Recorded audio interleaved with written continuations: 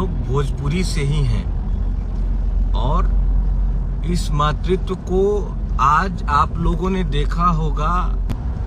बाकी सब छोटी मोटी बातें होती रहती हैं तो उसको ज़्यादा ध्यान पे नहीं। जी अभी भाई लोग इस वीडियो में आज बात कर चमरान स्टार विकास राव और रितेश पांडे के बारे में। जी हाँ दोस्तों, रितेश पांडे के 2 साल पहले एक सॉन्ग आया था। जी हाँ दोस्तों, चमरान स्टार विकास राव उसी सॉन्ग के कॉपी करके गाना गाए। जी हाँ दोस्तों, फैन भी रितेश पांडे कुछ भी नहीं बोला। जी हाँ दोस्तों, रितेश पांडे और पहले सॉन्ग सुन लीजिए।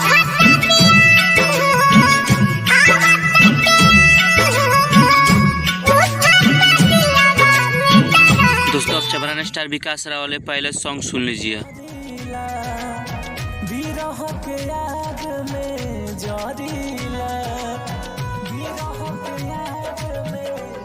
जी हाँ दोस्तों, चमरान स्टार विकास राव और रितेश पांडे के गाना से बहुत फर्क है। जी हाँ दोस्तों, खाली पोस्टर एक ही है।